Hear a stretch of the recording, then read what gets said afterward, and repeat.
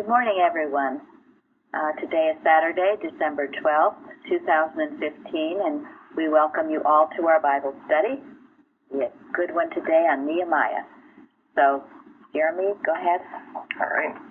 Today's topic is Let Us Rise Up and Build, and the quote is from Association Addresses by Bicknell Young. Any work in connection with the church that one is required to do will be more easily and effectively carried on as we learn to break away from the mere conventionalities that tend to hamper inspiration. The same is true in the study of the Bible, where the spiritual import of the Bible is discerned through Christian Science.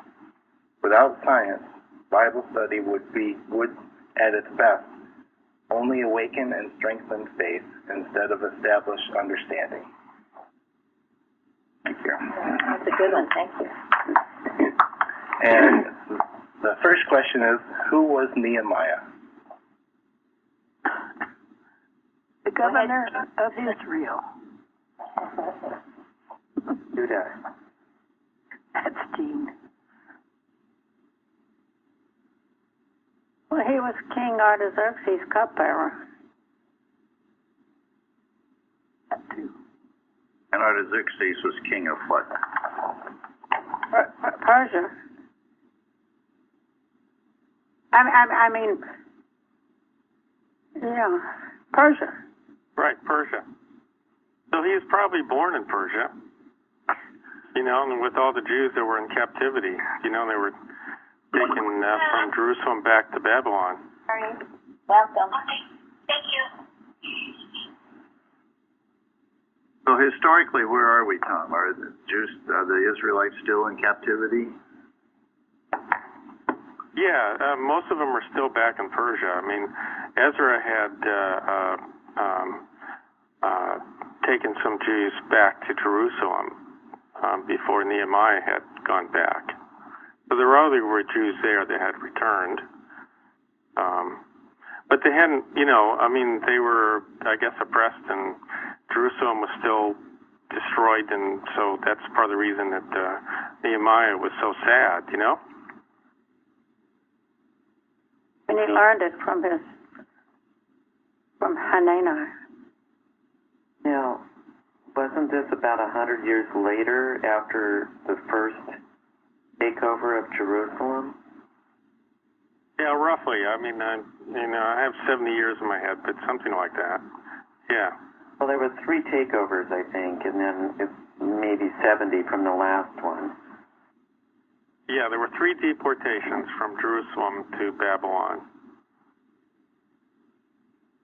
Third deportation is when was for the last king of Judah, Zedekiah, was taken back to Babylon and thrown into prison. I read he was one of the last prophets, and he was a contemporary with Malachi, Ezra, and he also might have known Daniel. Made a point of saying where he would have been a young man, Daniel would have been much older, but he might have known him, and that he was brought up in the Persian court among idolaters, born into captivity, and his rank there, cupbearer, was actually a very important rank.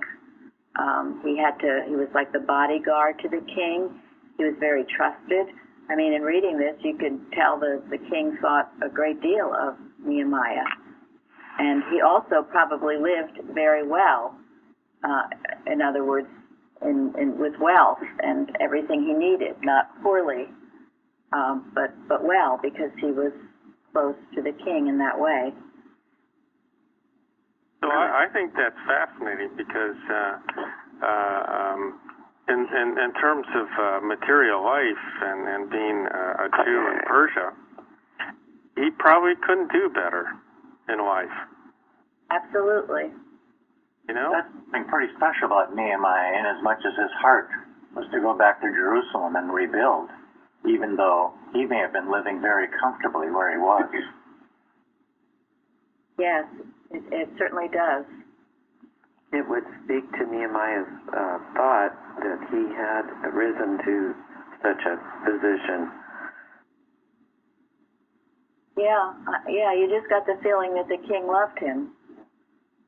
But you think about it, the king, first of all, let him go, gave him letters of passage so he could travel safely, gave him another provision he could take a lumber from the royal forest to rebuild with.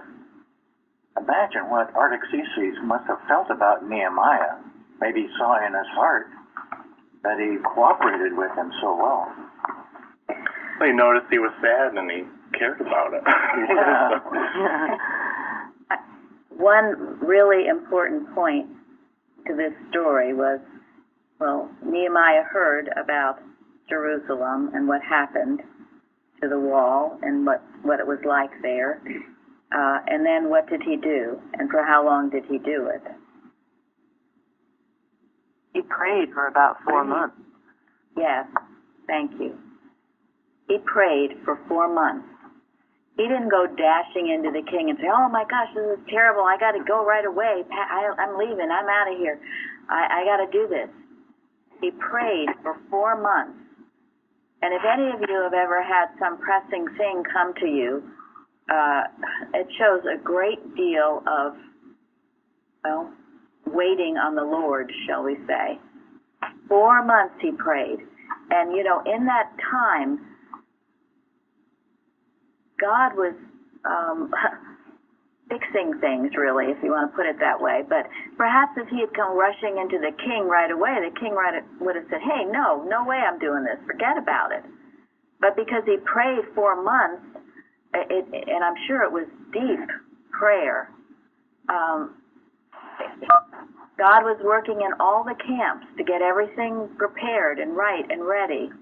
And Nehemiah had the wisdom to listen and not to barge ahead, but to quietly listen for 4 months. And even then, did he go up and ask the king? Who just said that? I think someone answered that. Did he ask the king if he could go build the wall? No. No. The king saw how sad he looked, and he approached Nehemiah. Now that's really the power of prayer. When you're really working in the truth like that, things just happen for you. But it took a great deal of patience on Nehemiah's part. It showed something very tremendous. That's a huge lesson in this story, and one never to be forgotten. His patience, his timing. Absolute humility, I think. Humility, yes. But Tom? Yeah, I think it's also instructive that when the king asked him why he was so sad, that Nehemiah didn't ask him the question at that point. He just answered the king's question. Mm-hmm. Yeah, He yes. didn't ask him for something. He just answered the question. That's true. That's absolutely right. I read somewhere too, and I've talked to many of you about this too.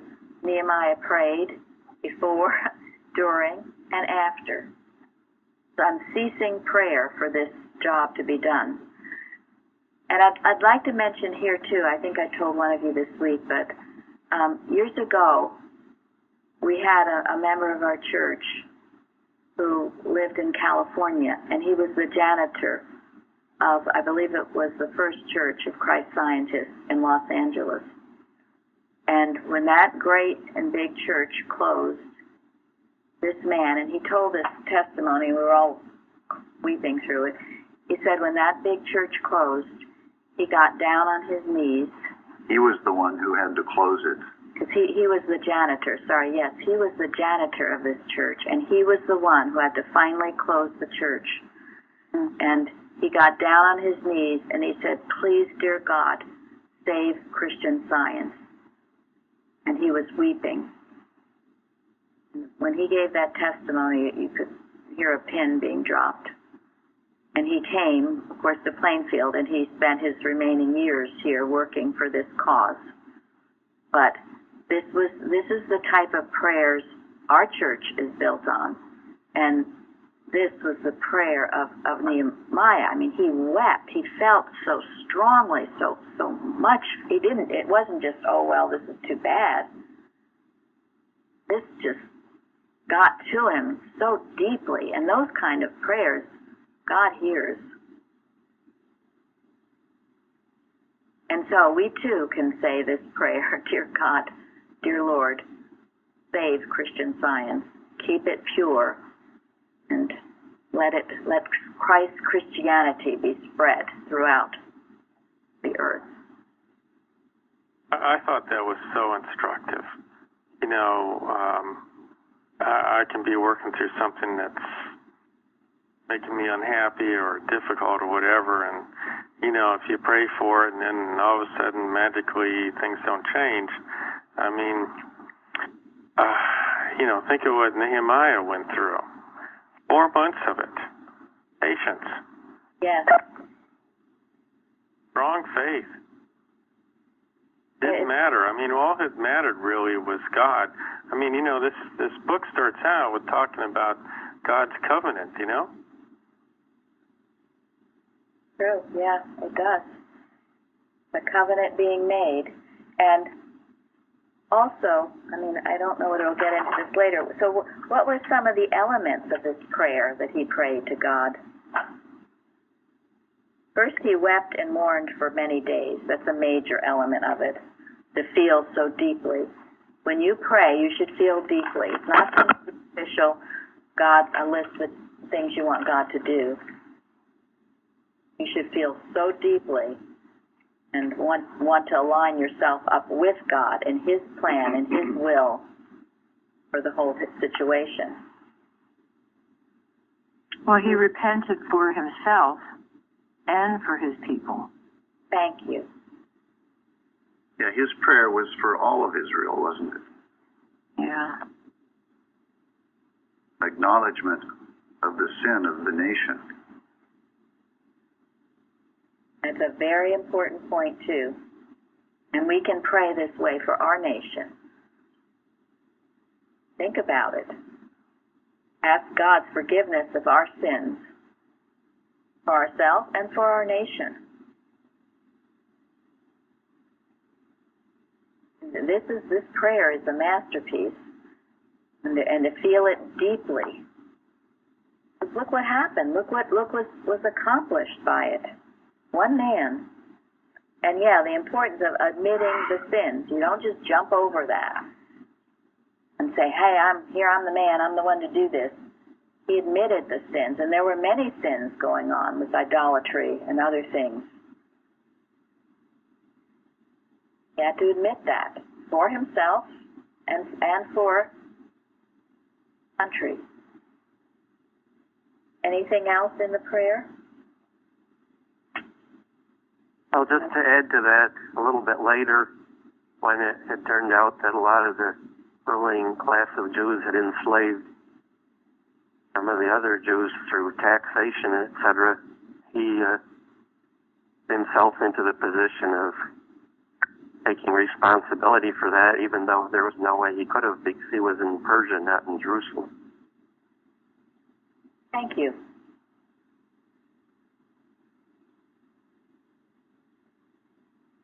The prayer also declares how great God is and what God has done. It's always a basis of a good prayer.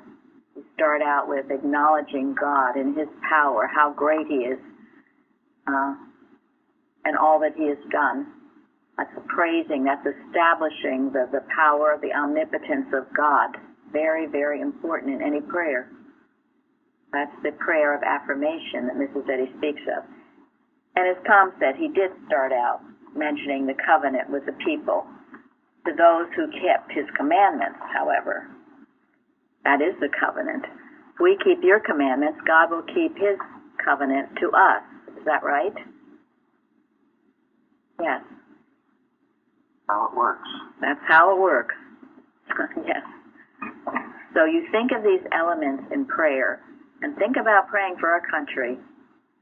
I think it can sure use it. We sure need it. Yes, we sure do. We have this prayer in our hearts for our nation. Who knows what can be done?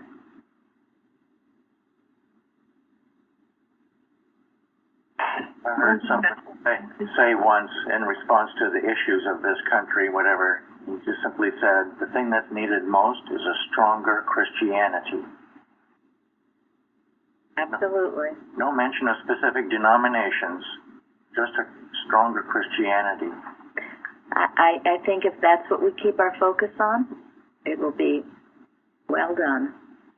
Go back to the founding fathers of our country. They mentioned God and Christ, and they were Bible-reading, God-fearing men. But there was no mention about what specific denomination they belonged to, not as much as I could tell.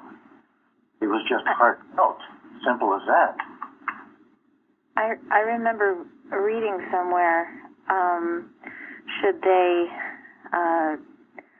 declare, there should only be Christians, and somebody replied, I wish I remember where it was, no, we'll let Islam be Islam and Jews be Jews, and we will show by our strong Christianity that they'll be attracted to us.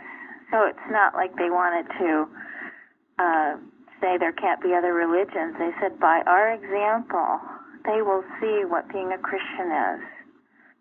And that's just like on the shores of the Greek islands. There are Christians welcoming the Syrians, and they're Samaritans, Perse people, but they're showing them this is what it means to be Christian.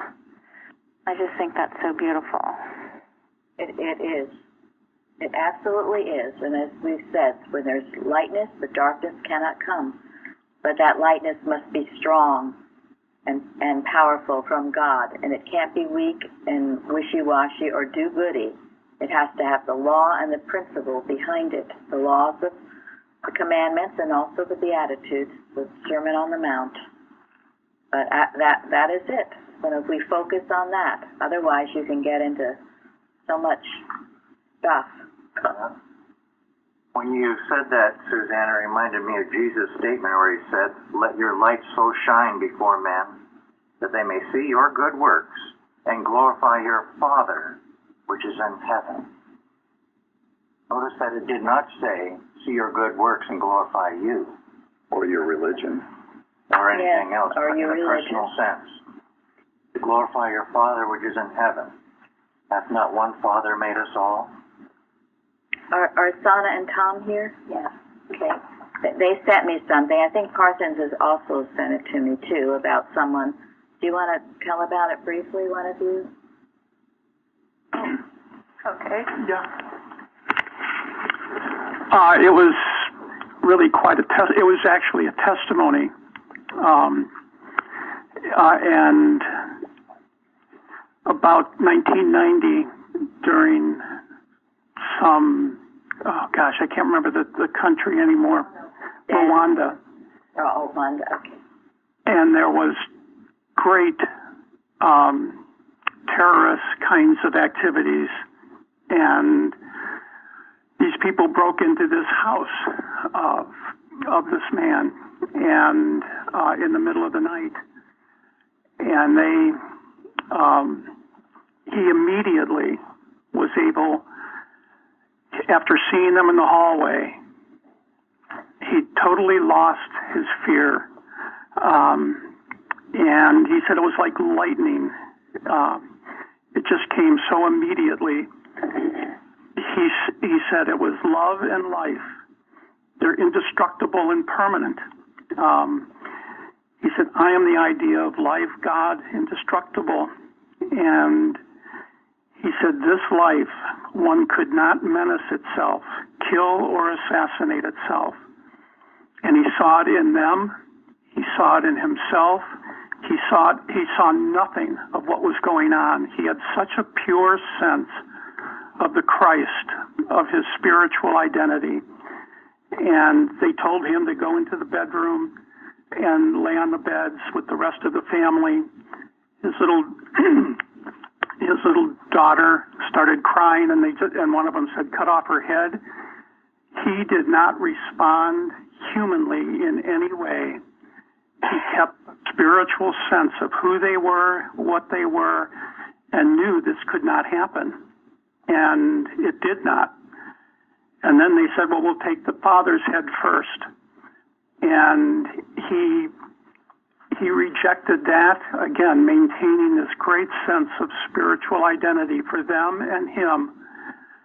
And the knife was raised, and he silently said, "Stop." And he did. And these men stood around and eventually left the bedroom, and he continued his prayer.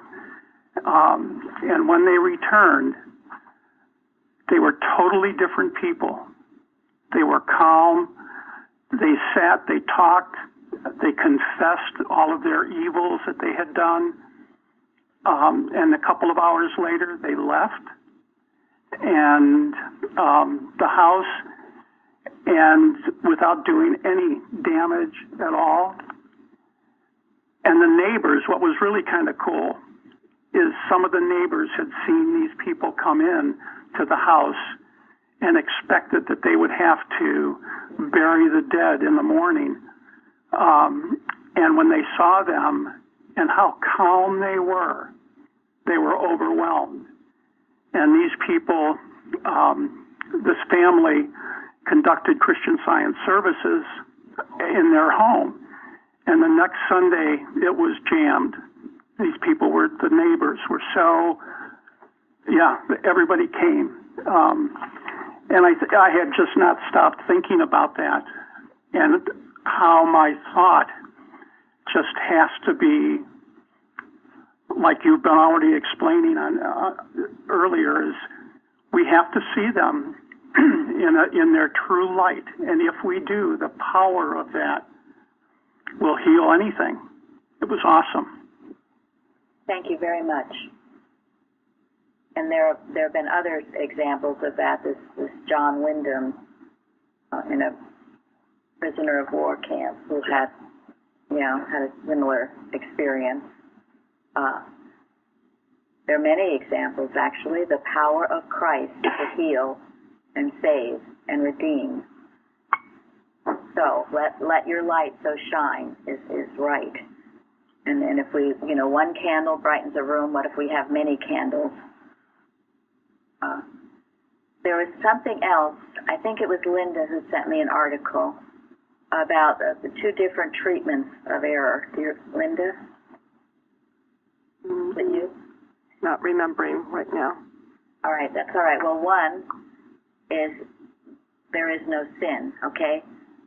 The recent one. Yes. Okay. Do you remember it? I do. It's the one that was about. I do. If you want to continue talking, I can pull it up. All right. Well, anyway, it's the idea that this is how Christian Scientists are taught, that there's no sin. Therefore, anything you do, there's no such thing as sin, so you can do anything that you want to because sin doesn't exist, which, of course, is absurd to think that that's what Christian Science means. And yet, evidently, there's some people, and I have heard it. I've actually heard it from Christian Scientists where that's what they did think. But the way that you handle sin, it must be uncovered. It must be uncovered. It operates in secret. That's its whole purpose. You be wise to this. If it can operate in secret and everybody, everything's fine, life is great, life is cool, all this is okay with me. You have your spiritual antenna up all the time. And when you feel it, you go for it. It operates in secret. It must be exposed. And thank God in our country, we still are doing that. And the hidden modes and ways of error are being exposed. Just pay attention to it. We've been told over and over, the enemy will not come from without. It will come from within. It will come in, put us all to sleep, and take over. And the enemy is animal magnetism, the Antichrist.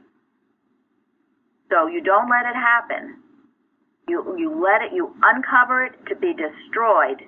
That's how you handle it. And then, in that way, you prove its nothingness. Now, this is the power. This is having a sword in one hand and a tool in the other, as in the story. We'll go on to that. But it must be done. Mrs. Eddy says, I acknowledge your claims, but I denounce your power. That part cannot be lightly skipped over. It must come out from its hiding place, to be exposed for all its ugliness, and then to be destroyed. You understand this?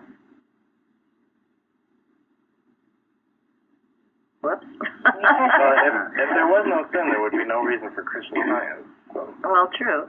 God wouldn't have wasted his time doing it. Have we had that article on the website? Yeah. Yes, okay. It has been on the website. And thank you, Linda, for finding it. The most important basic point in science, I don't know how anyone could think that sin doesn't exist. And yet, they'll quote Mrs. Eddy, out of context and make it sound that that's what we think. In truth, it doesn't, but it must be proven. And you don't prove it by just saying there's no such thing and lightly skipping through the meadow. And the article makes the point that, yes, when you say sin is unreal, doesn't exist, what that means is that it has no life, truth, intelligence, or substance to it. It's a suggestion, a deadly suggestion, but that's all it is. And when it comes to you for life, Mrs. Eddy says, what? Give it all the life it has. You give it all the life it has. So don't give it life, right? And it has none of those things because it's not based on God, good, love. So this terrorism is not based on God. Therefore, it has no life, truth, intelligence, or substance. But we must be wise as to what the enemy is trying to do, the so-called enemy. And not let it do it. Yes. Mrs. Eddy says that too. You have to see what's going to happen and make sure it doesn't happen. And each of you can take that in your own hearts to demonstrate it where you are and where you live. And mainly the battlefield is in your own thoughts. So, okay, back to Nehemiah. It all comes with praying for our nation, which is, to me, the thrust of this story. And, of course, Christian Science. You're number 2. You got a lot off that first one. Who was Sanballat the Horonite? The governor of the province of Samaria. Yeah, he was the neighbor. Yeah. He was the nosy man.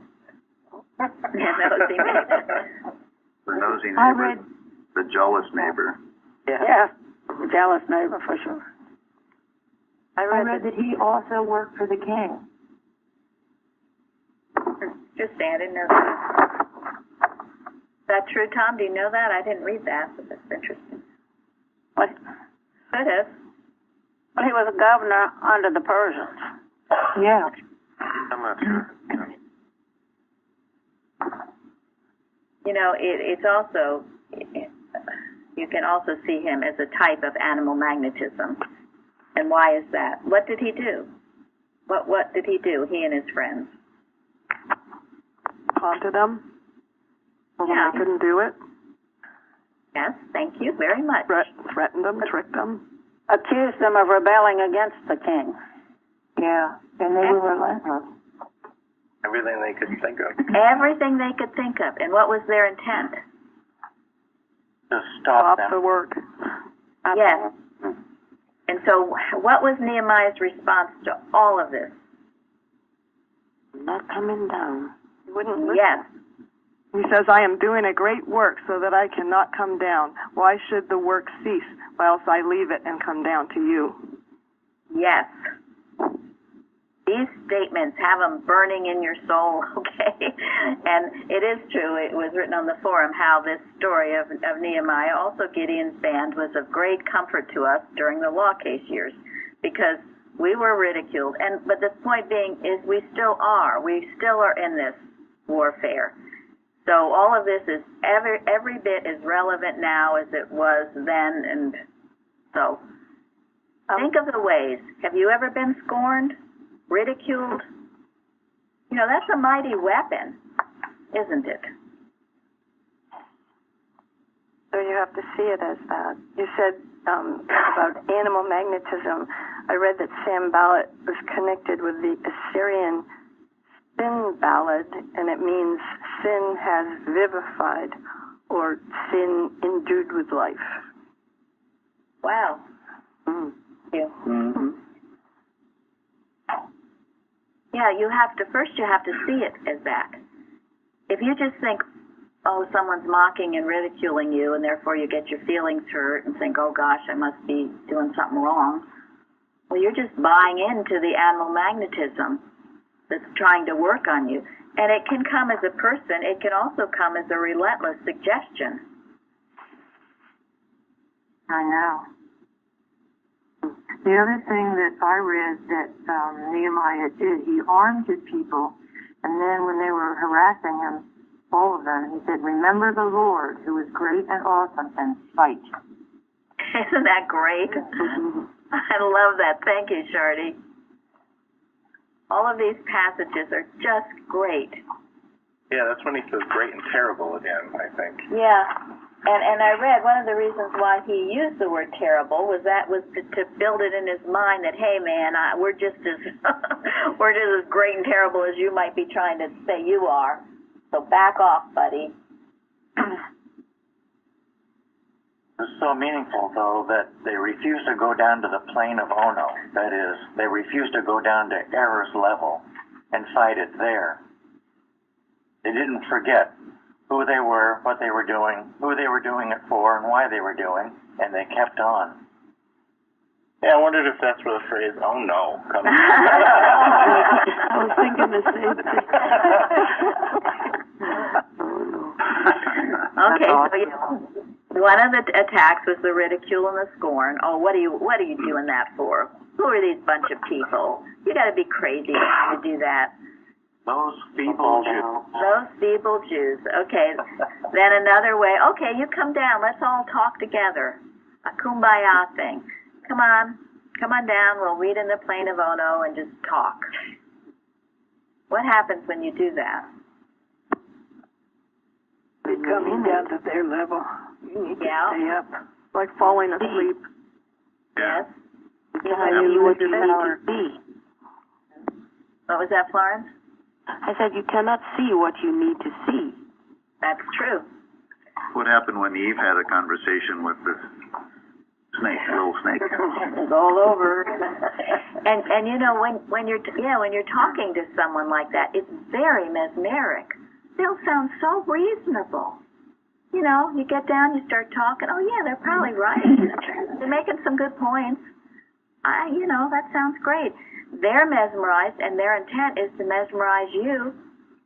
And there is a belief that if there's a spiritually minded person and a less spiritually minded person, and they get together, what happens? The lower one takes over. Yes, unfortunately. Unless you're really radiating that truth, it'll suck you in. So you don't come down to the wall. You don't come down from your work. You stay there. You don't discuss things with the devil. It's extremely mesmeric. That's how it works. Okay, it works through ridicule, making you feel stupid, bad, guilty. Works through, let's talk about it. Let's be reasonable. I mean, haven't we seen this throughout history? I mean, think of like World War II, World War I, Cold War. The enemy wants to negotiate. Is there any negotiating with the enemy? No. No, you don't negotiate with the enemy. We're Period. not so bad. We're okay. We're peaceful. We're okay. We can all live happily ever after. In the meantime, they're ready to cut your head off. So literally. I thought Samson and Delilah, how she wore him down with always talking. Thank you. Because how many times were they called down? 4 times, I think. Well, I read 7 devices to impede their efforts, and this was interesting. Derision, defiance, distraction, defamation, deception, dissension, and debasement. Wow. Those are great. Those are great. Thank you. The 7 Ds. Yeah, the 7 Ds. Yes, yes. It's pretty clear what their motivation was. And it definitely, it is relentless, as Jeremy said. It doesn't stop at first. If it can't get you one way, it will try you another. So just be ready for it. And Nehemiah was expecting it, because when he first went to Jerusalem, it said he told no man what he was going to do. You know, he just kept it to himself. That's a very good point. Thank you. I know there's been a lot of times for me that I thought that there was something I was going to do, and I talked about it, and like all the impetus was gone. So good to be quiet. Very good, because it will come and just take all your inspiration away. Be quiet. 3 days he was quiet. He went around, he checked the place out, he listened to God, prayed, assessed the situation. And then, when the time was right, he acted. That's why, because Aaron would try to diffuse your energy in doing what God would have you do. Aaron would try to take it away from you. That's a very good point. When you've got something important to do for God, don't talk about it. Because the human mind isn't going to like it. It's going to think of any way it can to keep you from doing what God wants you to do. We had to learn a long time ago that whenever we're doing something for the church, whether conducting a service, printing a magazine, writing a lesson, we have to pray ahead of time to be able to handle the opposition. Because we were getting opposition, nobody could do anything for the first time they tried to do something for the church, no way. Something would happen. They couldn't do it. That's why it has to be prayed through. Because there will be opposition. Expect it, and then handle it. Actually very healthy to have a good level of suspicion. Because like Gary was saying, I can remember a couple of times when doing something from the church and something came up apparently out of the blue. Why would it come up right at that particular point in time? Except that it's been happening a few times, even with my stuff. So the suspicion and the praying before, this thing of Nehemiah is really what a wonderful example of what he did to protect the right idea. Very grateful that you talk about how it's going to happen, because it has happened, and knowing that it's part of the process makes it easier to deal with. So. Yeah, it's a matter of knowing people's intent and not letting it happen. That's simple, but it's that important. So if any of you are wondering why you're having difficulty doing some of the things you think you might be able to do for church, that's why. It's just an impersonal attack of the human mind. Animal magnetism. It's what happened the first time I did the moderating. It was just like an incredible situation, and so now we have to prepare that doesn't happen again, or that we are able to do something. Right, and we will be prepared. Yeah, frankly, I'm grateful because we are doing the work, and less things are happening. We used to have all kinds of things happening, all kinds of interference. And for the most part now, our services and other things go smoothly. And if they don't, we know there's something we fail to handle. We take responsibility.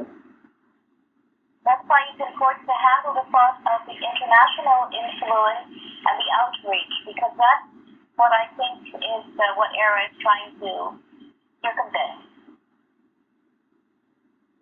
Okay, thank you. What for me, because I'm every week I'm there and translating the lesson into German, and the whole week there's every day another reason why I can't, and then there's these attacks, and I have to watch what's going on, attacked, or I just, there's something, always something, or just the weather or whatever. It's like something was to hold me back from getting the lesson finished until the next week. And it's same thing each time. I'm struggling. Well, and that's why we have to be extremely diligent in the truth. Yeah, in the truth. Right. And and you just have to declare sometimes, God, give me the strength and the ability to do what you want me to do. Yes. Yes, as Nehemiah said, strengthen my hands for this work. A good prayer.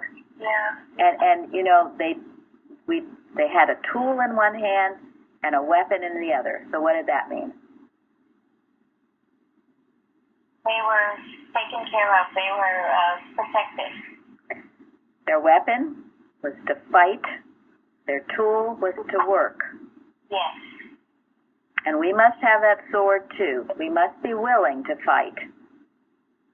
And then we must also, as long as we keep the work up, as Nehemiah did. He never came down from the wall. He was never tricked. They did another hugely important thing. What did they do?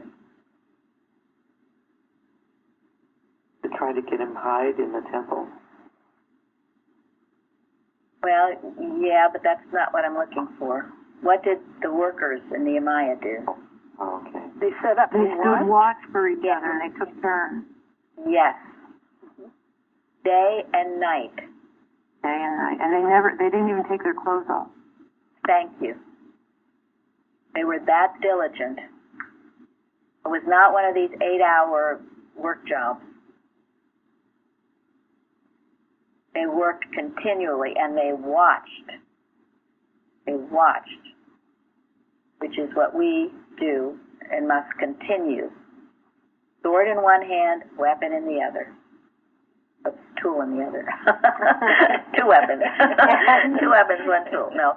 And after the wall was built, they set up regular watches with everyone in his watch and everyone to be over against his house, even though the city was large and great and there were very few people.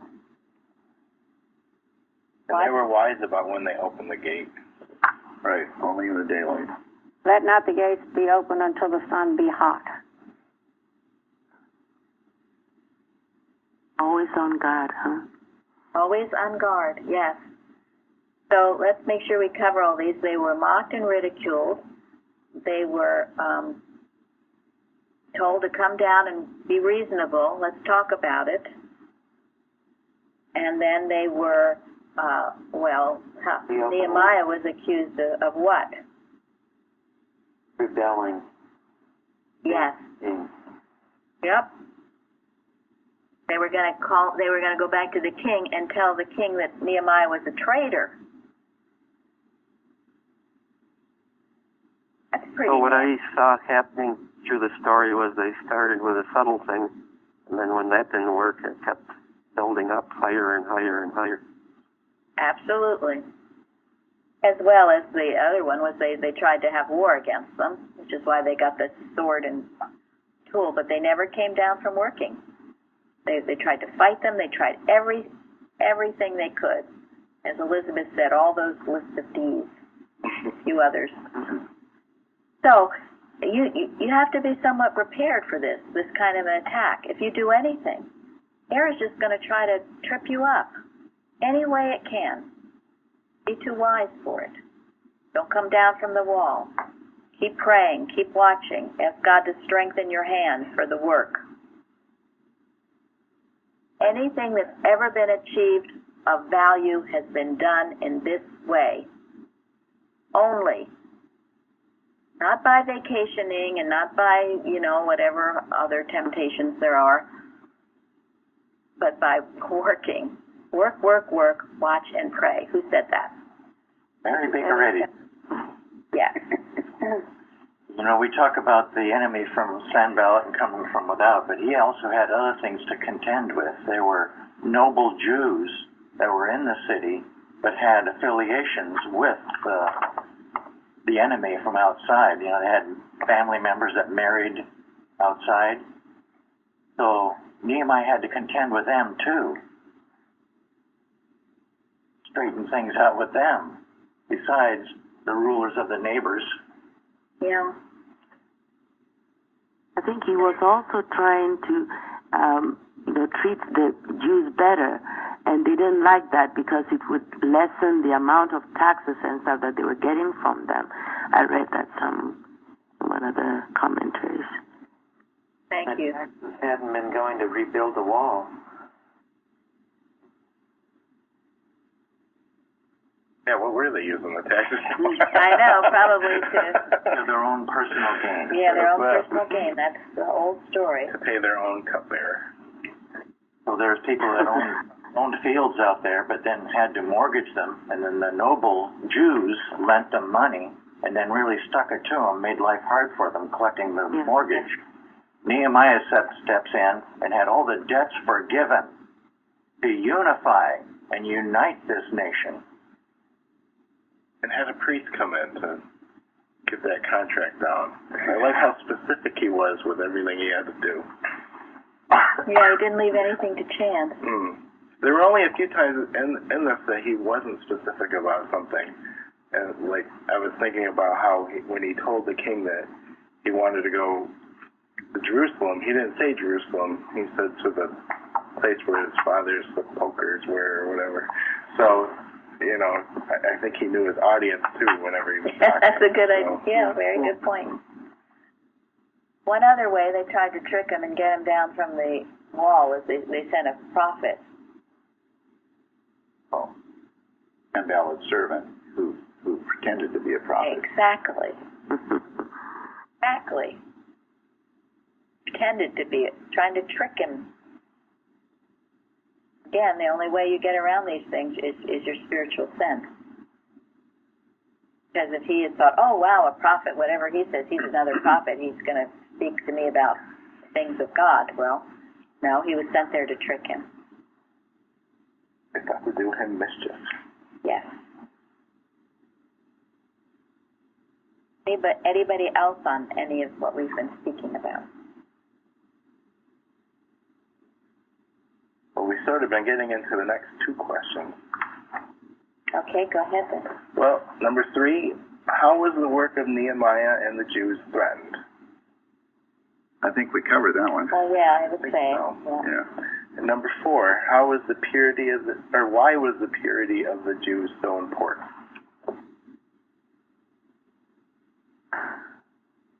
Because well, that was covered too. Never amalgamate with error. We're talking about purity. Done the task any other way. They had to have that purity in order to do the task. It was a tremendous task. To stand up to others, to stand up to the others, all that was around them. Yes. Well, we're talking about purity of thought, aren't we? And what was the whole purpose of restoring Jerusalem? Get back to the true God, to the true worship of God and the understanding of God. Exactly. This was a divine event. This was not a human event. No. This was for God's purpose. Yeah, I thought it was interesting that the book of Nehemiah follows the book of Ezra, and the end of the book of Ezra basically finishes listing all of the people, all of the Jews who married strange wives and had children whose thought was compromised from the one God. And unfortunately, there are many instances in the Bible where that's what happened. They married people who were idolaters, and as we talked about before, instead of the spiritual thought raising them up, they go down to the base level, and things get polluted, get taken off, they get taken away, they get mesmerized. So over and over again. It happened to Solomon. Yep. That's why Nehemiah was so really exceptional, because there he was working for the king of Persia. Right. It's a study of contrast, really. Single-minded. Right. Single-minded, and he achieved so much, and it was all through prayer, really, his connection with his Father. So purity is important. It's important to this church. Keep it pure of the human mind, of pride. Important for our own salvation too. In between here and there, well. Yes. Blessed are the pure in heart, for they shall see God. Whether it's for you individually, for your family, for your nation. Keep yourself pure best you can.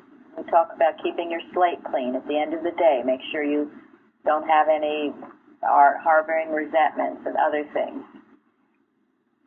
Keep it clear, pure. And if you do that, you will attract to you, if it's right that you marry or have companionship, you will attract like attracts like. You can't attract something or someone that will take you down out. You'll be too smart for that. Wise, I should say.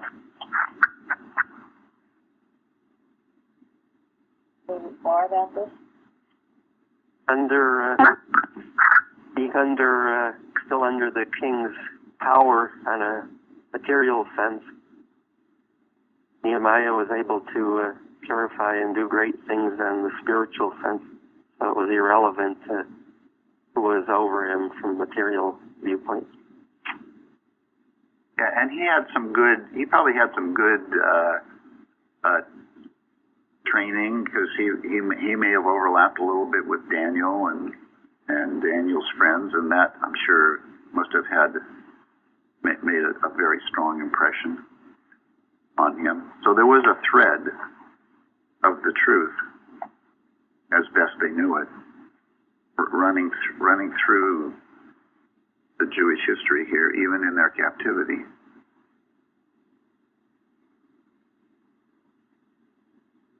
Hello? Hello? Hello, can you hear me? Yes, we can. Hi, this is Ingrid. I just wanted to share kind of at the beginning when we were talking about so much talk and not really doing. This is something that blesses so much, and that I pray for all Christianity, which is what you were talking about.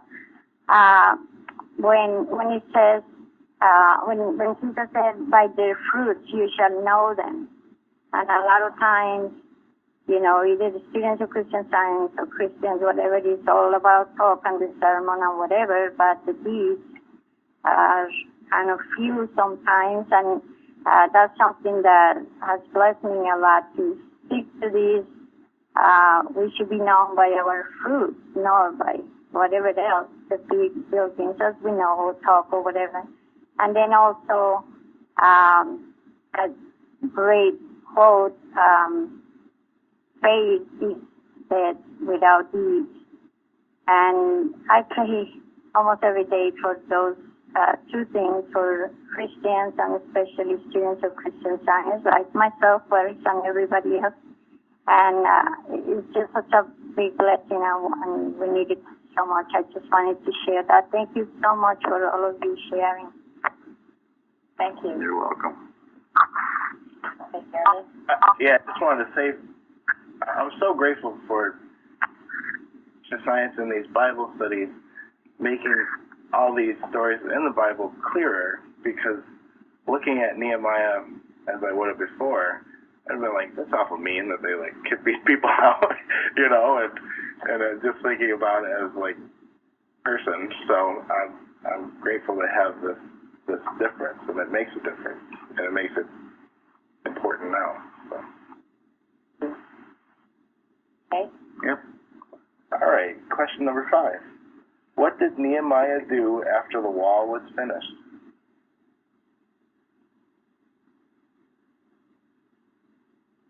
Brought the people together, To listen to the law being read? Yeah, for 5 and 6 hours they listened. Yes, that's what he did. To dedicate? Reinstated the law of Moses. And I noticed reading Nehemiah, the wall was finished about halfway through the book, and the second half was getting everybody to get their act together in this new nation, in this new city, rebuilt city rather. So there was something else being rebuilt there besides just the physical exterior of the city. absolutely. And that was only the first half of the whole story. Yes. It was very interesting to me that in going over the book of the law for the people, that it made the point that they gave in reading it, Ezra gave the sense and caused them to understand the reading. That was a beautiful, yes, so important. Gary wrote on that about the forum. And when the truth is read with understanding by the person who reads it, distinctly and clearly, it will reach the heart of others. And this is why the importance of having good readers. Because if you're not living it and you're reading it, it will roll a stone on the heart. I don't care what the words are. Got to be living it in order to read it or to speak it. Just as Ingrid was saying, your deeds have to be consistent with the words, or the words will be meaningless. It will be a sounding brass. Ringing cymbal. Yes, that's a beautiful verse, and thank you, Fairley, in there. That should not be overlooked. Do you have it with you to read it? Could anyone read that verse? And Ezra blessed the Lord, the great God, and all the people answered, Amen, Amen. And they bowed their heads. So they read in the book, in the law of God, distinctly, and gave the sense, and caused them to understand the reading. Thank you. And then they wept, didn't they? They all wept when they heard the words of the law that touched their hearts so much. This is what this should do to you. And when you read, or when you're read too, this is what's behind it. The unction of God, the Spirit of God, has great power when God is in the middle of it. And one who isn't eloquent will become eloquent. Mrs. Eddy, somewhere, I was looking for it, but somewhere she writes about the importance of speaking distinctly. Make sure when you speak loudly, distinctly, so people can hear you. Very important. You don't mumble or slur your words. If you have something to say it well. So thank you for bringing that up. That was a good point. In the covenant, some things that were mentioned was not to give your daughters to the heathen. That is to keep things pure. To keep the Sabbath. To me, this is important, keeping the Sabbath. You spend a special day, special time. Every day should be, of course, keeping the Sabbath, but it's important that we have a day really set aside for God. And this is a state of thought that is grateful for what God is doing. That's why we have a testimony meeting on Wednesdays. I mean, you could call Wednesday a Sabbath day for that reason. Yeah, and truly it is every day. But, this idea now that people just spend Sundays reading the paper and playing tennis or watching football or whatever. You have to give back. All that God has given you. Yes. I mean, to me, I was, to some degree, we always went to church on Sundays, so to me it's hard to imagine not. So many people don't have that, but to me it's just very, very part of it. Starts the week off so well. And another was tithing, bringing in your first fruits. You're part of the covenant. And then also would not charge usury, which we talked about. And usury is the interest owed on the debt. I guess being unkind in that respect. Well, at the time, there were situations where the Jews were so desperate that they would borrow money at outrageously high interest rates. And they would end up becoming enslaved to whoever loaned them the money. And that concept was done away with by Nehemiah. I mean, today people still borrow money and are charged interest, but there are laws in most states that limit the amount of interest that can be charged, and those are called usury laws. Thank you for explaining that. The thing that was going on back then is that the noble Jews who had compromised themselves because they had affiliations with the enemy, they took advantage of this situation and made life difficult from those that were put in a position where they had to borrow. Where Nehemiah straightened the whole thing out because it was all arms to the pump. We have a thing to do for God here, and we need to be united in doing it. And these so-called noble Jews, which had split interests, in other words, they were not united with this cause. They need to have things straightened out with them. Thank you. I've seen that happen in my lifetime with dairy farmers. I con them into borrowing a lot of money. Interest rate goes up even though it's still legal, and they come in and take away the farm. But the other thing, on the positive note that I wanted to say was that what I think is fantastic is that Nehemiah didn't read the law. Ezra read the law, and it reminds me of Plainfield, where everybody has a job and everybody does things together, not one person doing everything and taking all the credit and all the money for it. Thank you. Good point. That's true, too. Everyone is needed and necessary. And as Tom has said a few times, sometimes those who are doing these jobs that you never hear about, they're every bit as important as any other job. It's all important. Every job is important. Everyone is of value, whatever you're doing. No one ever hears your name. That doesn't mean God doesn't know your name, and what you're doing is invaluable. It takes each of us to make all of us. Exactly. And now, since the time is over, tell me, how many days does it take to accomplish this? 52 days. 52, thank you. 52 days. It didn't take years. When they worked so hard, it did not take years. So think of what can be done. This was not a government-sponsored project. Oh, it'll take years. And don't forget, when we started out this call, saying how long he spent praying. Right. Right. Never More or less praying. And 52 days to finish the job. And then when it was over, back to the praying again and praising God. Of course, they prayed throughout the whole thing. Wonderful lessons in this story. Keep them with you forever. Amen. Amen. Thank you all. Thank you, Jeremy. Thank you. Jeremy. Thank you, Thank you, Jeremy. Thank you very much. Very much.